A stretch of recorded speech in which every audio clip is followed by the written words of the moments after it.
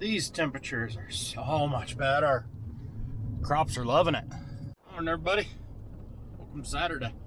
We have officially hit the time of year, though, that if I catch some time off on a weekend, it's time to go crop scouting. Now, I already know all the crops around here. Our agronomist is checking them, coming up with a list for us. But what I don't know, and what he doesn't check, is right around 600 acres 40 miles west of here. Yeah. So, we're going to spend our Saturday morning running over there to figure out where these fields are, see what they're like, figure out where driveways are, because I don't know the road numbers, I don't know the field locations. I was just given a map and said go. So, go we shall. So the corn we're going to look at, we are really hoping that it is much more mature than the corn kind of around us. Right around here, the corn got in later, and because of the irrigation and the day length of it, it stayed going pretty good. We're actually looking like we're going to get another shot of irrigation here in the next couple of days, which is awesome. Shot of rain potentially the next 2 days, but we've missed out on our rain chances the last 4 days, so I'm not entirely optimistic about our rain chance, but that irrigation will stretch out our corn to where hopefully it'll ease harvest a little bit, because the stuff that's drying and dying, the irrigation isn't going to change that. What it will change is our longer season corn that is still green and starting to dry down. It'll stretch that out. If that makes any sense. The corn I'm going to look at, though, it was planted in early April, so a good month ahead of everything around here. And it's shorter season corn. So every variety of corn has what they call a daily, growing degree days to maturity. We plant anywhere from as low as 100 days to as long as 120 days. This stuff, I believe, is right around 100 to 110 day corn, so kind of the shorter season, and it was planted early. So our hope is that we can run up here, knock out all these acres before anything down here is ready, and get this year started off really nice. The fear is we're going to get up there and it's going to be green, and stuff there and stuff here at home is all going to be ready at the same time. Holy crap, I haven't been by here in a while. They got all the silage cleared out down here. Better see what the tuna wants. Okay, we made it. We got that guy back over there, this guy, and then two more in a row right here. Let's go pull a few ears whenever we find a driveway. Let's see what we're dealing with. I see something that's a little crispy on the edge, so we're not the only ones having that issue. Okay, so the first 5 pivots are all right here. There's one on the other side of the highway back there where I was turning. That guy, this guy, the next one up, and I believe the next one that way. It's a hell of a project they got going on up here, honestly. But let's just step in a couple of rows. I gotta get in further. Stupid pigweeds, I'm gonna itch like crazy later. If you don't know, this is a pigweed. Scientific name, piggus of the weedus. Hoo-hoo! Those are gonna hurt. Hopefully it's planted in a circle. That'd be nice. Okay.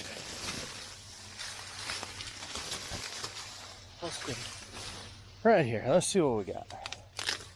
The ears, pretty small. Kind of to be expected. I'm sorry, I know you're not seeing anything. I don't know how to hold the camera and shuck an ear of corn. So, you're just gonna have to deal with the shaky camera. I left my camera crew at home. Gave them the weekend off. Okay, so very, very tiny ears. Poppable, so that's what you would call milk stage. Maybe getting into very soft dough. So what the ear will do is, once it starts forming that kernel, and that kernel's really swelling up. They call it milk stage because you can pop it like a pimple. That's a much better ear. So you can pop it like a kernel, and then all that juice in there will slowly start to harden.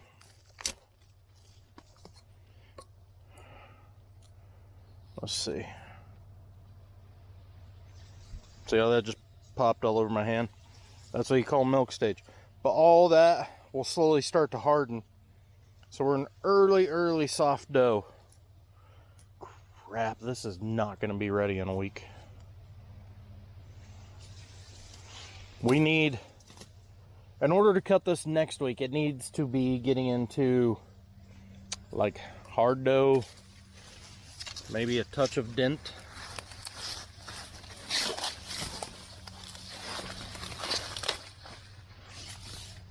You were supposed to stay attached. Ah! But yeah, all these. So we're in milk stage here. Let's go try another one. Okay, we moved 2 miles to the west. We're at the second group of pivots. So we got this guy right here that's got nothing. The one below it's got nothing, but the one below it, there's corn. The one beside it, there's corn. Then we got a full pivot of corn here. Let's go hike in and see what we got. Oh, this one's giving me hope. There's a dented one.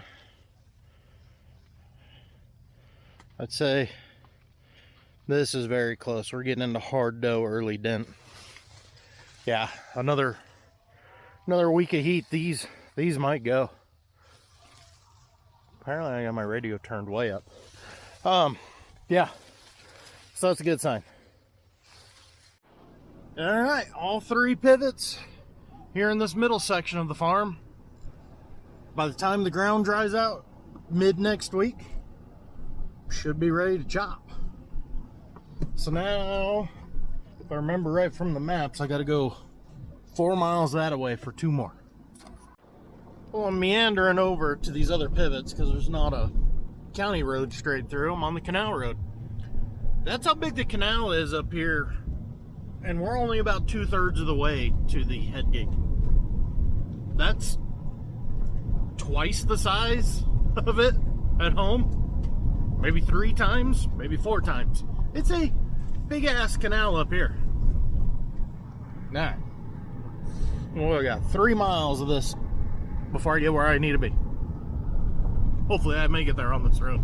So I just realized while editing this that that canal road did in fact lead to the other 2 pivots, but I was on the phone the entire time I was there checking them and forgot to get a clip. So those pivots, kind of like the middle ones, a little bit of dent starting to show. The first ones, I found out a couple days ago, the reason they are so far behind is because I got planted a lot later waiting on the pivots to get done.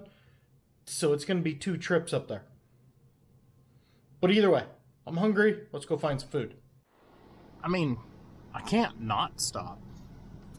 Well, let's just do a quick mileage check. So there's one of the pivots here in the middle of all this. It's ready. Let's reset the mileage. Obviously, gonna have to add a little bit more to this, but it'll give us a rough idea. Well, after 18 miles, we made a turn. It's kind of that far horizon over there is where we started. Now, a few more miles. And there's the feedlot.